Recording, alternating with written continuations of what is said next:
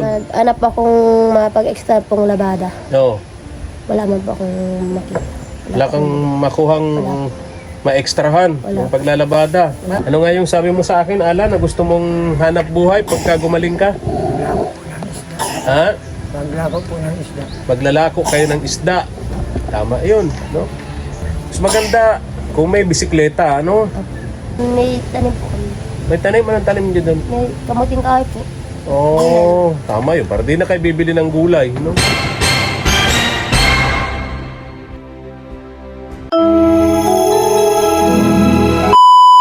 Subscribe to my channel. Good morning, ang mapagpalang umaga po sa ating lahat, mga katuwang.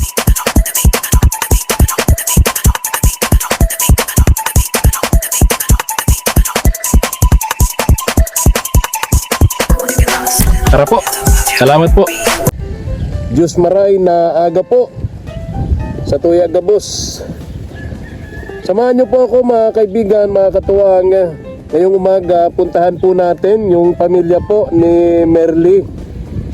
Kumustahin po natin yung kanyang asawang si Alan. Kung magaling-galing na ho, no? Kung gumaling na dun sa kanyang sakit. Masipag sana si Alan, kaya lang hindi talaga siya makapagtrabaho ngayon. Bawal na bawal, sabi po ng doktor. Pero nagpipilit pa rin yung asawa ni Merly, itong si Alan. Kasi masipag nga po siya. Gusto niyang wag nang bumalik sa panghihingi itong kanyang asawang si Merly. Kabawal-bawalan po sa kanya. Bawal gumawa ng mga mabibigat na gawain. Kaya hindi po siya makapaghanap buhay tulad nung dati, no? Ayan, mega love shout out sa ating katuwang from Israel, si Ma'am Mina Ubas. Ayan, si Ma'am Mina Ubas. Ayan, thank you for generosity, thank you for kindness, Ma'am Mina Ubas of Israel. Kahit may kaguluhan ngayon, kahit nasa gitna ng giyera, yung lugar po ng Israel, yung lugar po, yung kinalalagyan po ni Ma'am Mina, hindi po siya nagdadalawang isip na makapagpaabot po ng tulong sa ating mga kababayan. Nagpadala po siya sa akin through GCash ng 2,000 pesos. Pambili po ng gamot ni Alan, yung asawa po ni Merly. Kaya tara po, samahan niyo po ako mga katuwang. Tara. Mga katuwang, samahan niyo po ako. Puntahan natin dito. Iwan muna natin dun yung ating motorsiklo. Masyado kasing makitid yung daan. Dito papasok kina Merly, kaya ang hirap magmotor. Yung mga sanay na okay sa kanila, pero tayo hindi masyadong sanay dito sa lugar nila, kaya iwan na lang natin doon yung motor. Maglakad na lang po tayo mga katuwang. Sana magaling na itong asawa ni Merly, kasi sabi niya kung galing na siya, pwede po siyang pagtinda ng isda, magtinda ng gulay para makatulong sa kanyang pamilya. Yun daw yung kanyang dating hanap buhay maliban sa pagkakarpintero, yung pagtitinda ng gulay, pagtitinda ng isda.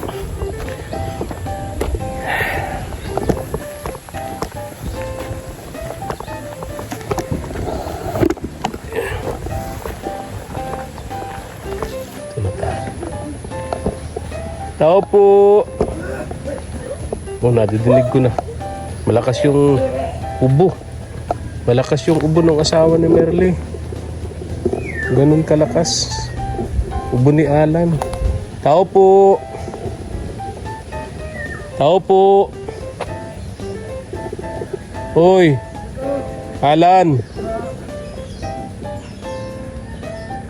Parang may mga anak yung aso nyo. Tapang kasi ang aso mga katuwang kapag kami anak.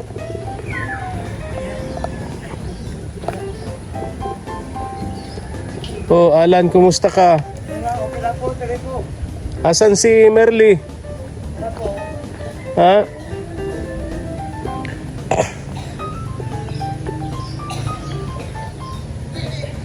Oh, pati si Merly inuubo na rin. Ha?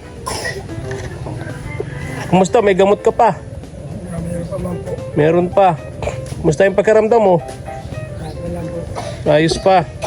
Oh, parang lumalakas yung ubo mo, Merly, habang papalapit ka sa akin. Saan galing? Talagang malakas. Saan ka galing? Ha? Parang pagod na pagod ka.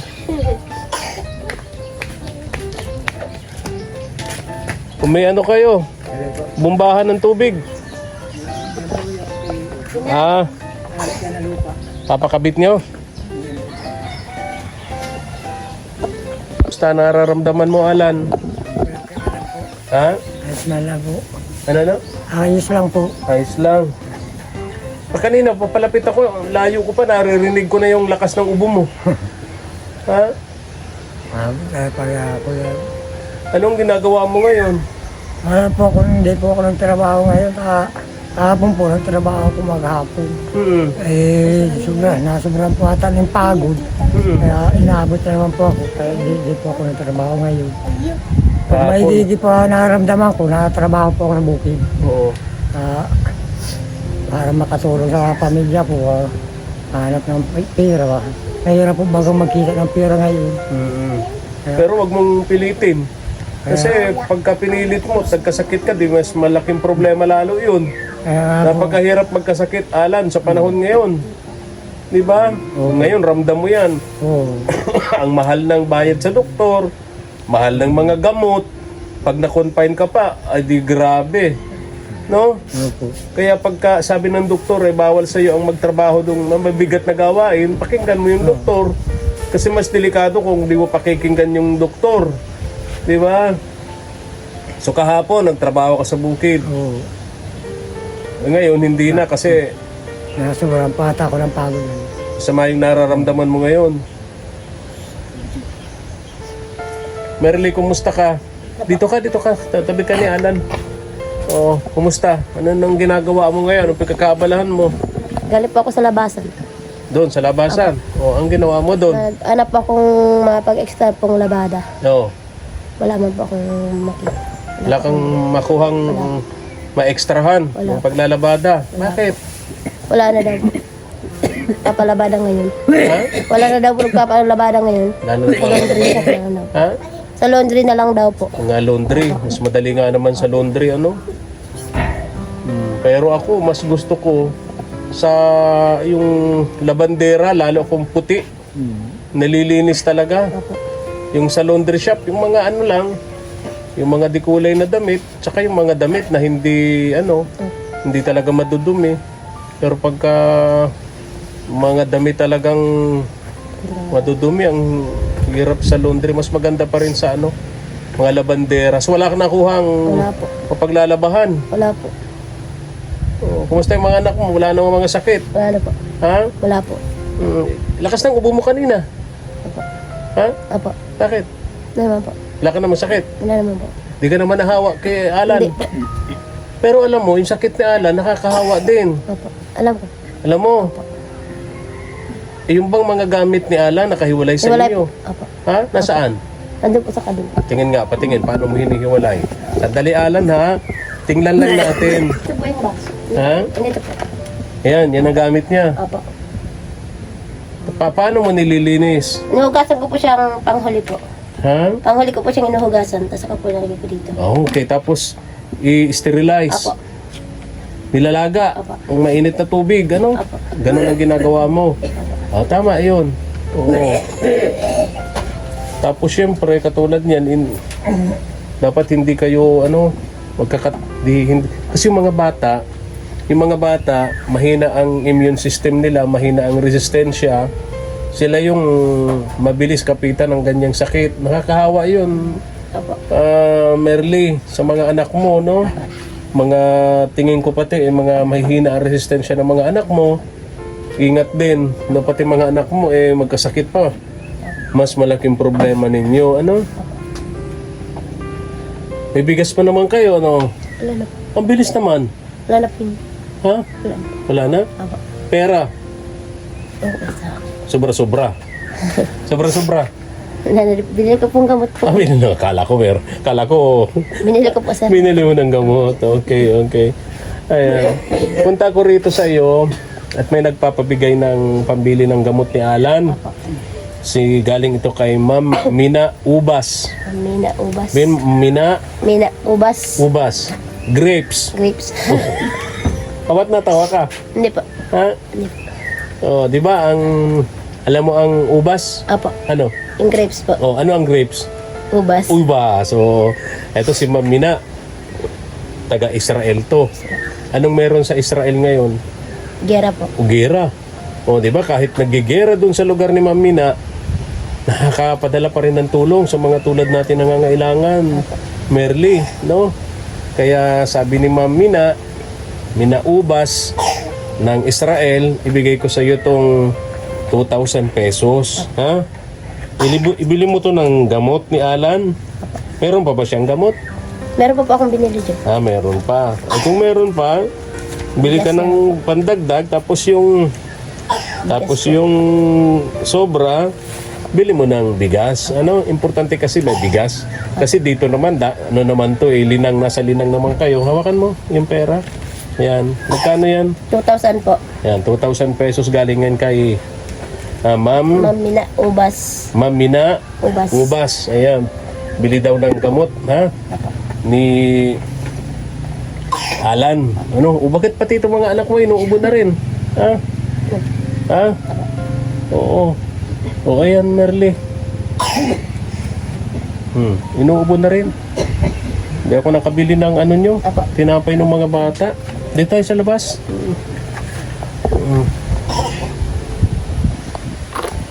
Ilan ang aso nyo dito? Ha? 3. May anak? Wala. Sa sunod na balik ko, magdadala ako ng pagkain ng mga aso nyo. O, yun lang, Alan, ha? Pagaling ka. Para sa mga anak mo. Uso ngayon ang trangkaso, ubo, sipon. Lalo sa mga bata. So pagka gumaling si Alan, tulad nung usapan namin ni Alan, pagka gumaling siya, ano nga yung sabi mo sa akin, Alan, na gusto mong hanap buhay pagka gumaling ka? Ha? Maglalako po ng isda. Maglalako kayo ng isda. Tama yun, no? Malay natin, mas maganda kung may bisikleta, ano?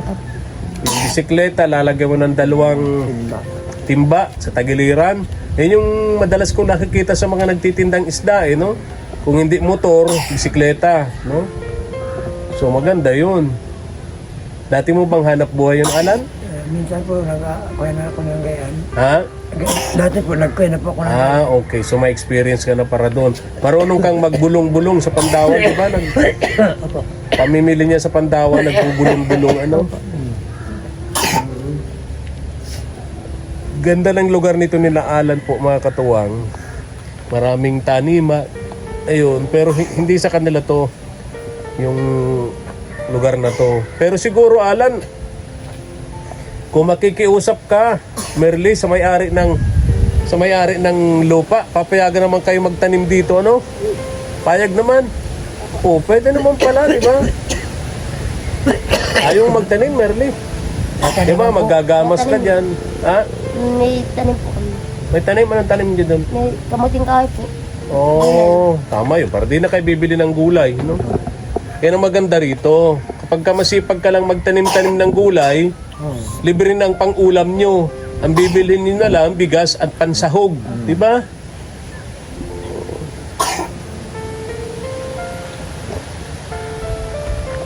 So bukas, babalik ka sa pagdadanaw.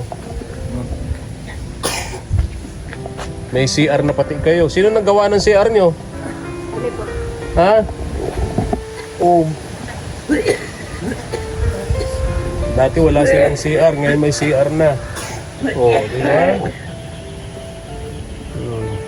Sipag talaga to si Alan. Ang problema talaga, bawal sa kanya ang pagtatrabaho ngayon. Nagpipilit lang. May ano ba yan? May inidoro ba yan? Meron po. Meron. Okay, very good. Alis na rin ako, ha? Galing yan, Alan, pambili mo ng gamot, galing kay Ma'am Mina Ubas o Israel. O kahit may gera doon. O nakakapag-padala ng tulong si Ma'am Mina Ubas ng Israel. Pray nyo na matapos ng gera doon. Kawawa yung mga kababayan nating mga Pilipino doon. Yung mga tumutulong sa atin, lalo si Ma'am Mina Ubas ng Israel. Ano? Okay, bye-bye na. Okay, bye-bye. Bye-bye. Ingat kayo. Buti po. Nako, bye-bye. Pagaling ka, Alan, ha? Merly. Apa. O, bye-bye na mga bata. Bye-bye. O, ingat kayo, ha? Buti po. Ngayon, alis na ako. Tayo na po, mga katuwang. Kung nagustuhan nyo po ang aking upload video, pa-likes and share naman po at pa-subscribe na rin sa ating munting channel. Malaking tulong po ito sa ating gawain. Pa-click na rin po ng notification bell para lagi po kayong updated sa ating mga upload videos. Maraming salamat po and God bless. Bye-bye. Thank you for watching.